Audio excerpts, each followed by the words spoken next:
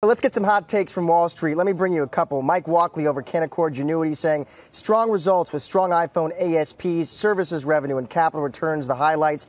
Guidance also strong versus consensus for Q4. Tom Ford over D.A. Davidson telling CNBC, I think the iPhone 10 taught management that when you sell smartphones more than $1,000, you don't have to sell as many units to generate impressive financial results. And June Zhang over at Rosenblatt telling us margins are good due to Apple's efforts to reduce the material and component costs, particularly for that new LCD model. We think Apple is able to improve margins in the second half of this calendar year. Now, Brian, also Tim Cook just on the call here talking about those ongoing trade tensions and tariffs. He said tariffs show up as a tax for the consumer. They can wind up ending in slower economic growth. Listen to more what he had to say about this subject with analysts. The trade relationships and agreements that the U.S. has between the U.S. and other major economies are very complex, and it's clear that several are in need of modernizing. But we think that in the vast majority of situations that tariffs are not the approach to doing that. And so we're sort of encouraging dialogue and so forth.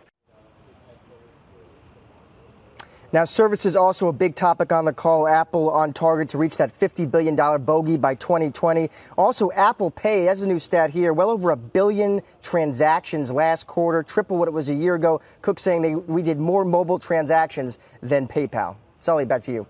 All right, Josh, thank you very much. Let's get right now to Gene Munster. He has been listening in on Apple earnings call as well. All right, so Gene, what is the most important comment or comments that you have heard from the call so far? There's one that clearly sticks out, and that's the iPhone inventory drawdown. And the quick math is this, is that Apple basically reduced the channel inventory, which had a negative impact on the iPhone number in the quarter. If it would have been a normal channel inventory quarter, they would have reported almost 45 million iPhones, not the 41+% million that they reported. What that accounts to is, call it 7 or 8% iPhone growth. This would be the best iPhone growth in the last couple of years, and that's why the shares were trading up slightly when he came out with that comment.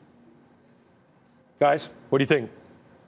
Well, I mean, again, it goes back to what Karen said. If you looked at it today, you'd say this is a great business and, discount everything that's gone on until then. Yeah. It's still valuation is compelling. And the fact that they're making a new Magnum PI, don't think for a minute it's not predicated on Mr. Lipton and all the times that we've mentioned him over the last 6 months. Nothing wrong with 4-inch inseam corduroy short pants. You should know more than anybody. Yeah, well. Gene Munster, professor, how do you grade Apple's quarter? I'm going to give it an A-, and they really nailed it on almost all factors here. The ASP, the higher ASP, the services number, really outstanding. The cash back, $25 billion, that puts them on track to be net cash neutral in 3 years. About 2 years faster than the street thinks. All of that very good. The guidance better than expected. The one negative is they didn't blow the iPhone number out, but you could argue that channel inventory number would have been a blowout. But so overall, we're going to stick with an A-. And again, this lays the groundwork for this to be the first $1 trillion company. It's getting there very soon. Gene Munster, thank you, guys. It's interesting, Karen, because I think it was Jeff Gundlach, and if it wasn't here, my apologies, who said something I thought really smart about Apple number of years ago. He said, why would I buy it when everybody already owns it? I think if you wanted to knock Apple, how much more could there be when it's a top holding in every ETF? It's a top holding of almost every hedge fund we talk about. Everybody seems to already own the stock. You need new buyers. You could say that.